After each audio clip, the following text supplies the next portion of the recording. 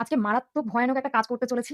মানে আমি জীবনে কোনদিনও করিনি এইসব। মাথায় কি ভূত চেপেছে আমি নাকি ফেসিয়াল হেয়ার রিমুভ করব। এবং তার জন্য আমি রেজার অর্ডার করেছিলাম অনলাইনে। আমি জানি না এইসব উদ্ভট ইচ্ছা আমার মধ্যে কেন আসে।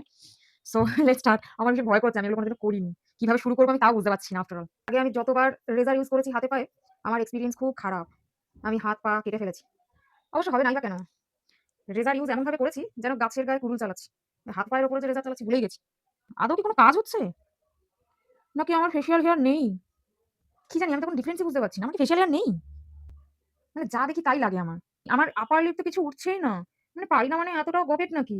কিছু যেমন হেয়ার সেরকমই রয়েছে। আইব্রো সাইড এ করার জন্য একটা ছোট রেজার দিয়েছে। আমি এইটা দেখি। না, উঠছেই না। সিরিয়াসলি আমার এক্সপেরিয়েন্স খুব খারাপ। বেশি জোরে চালাতেও পারছি না। যদি ভুরু মাঝখান থেকে উঠে যায়?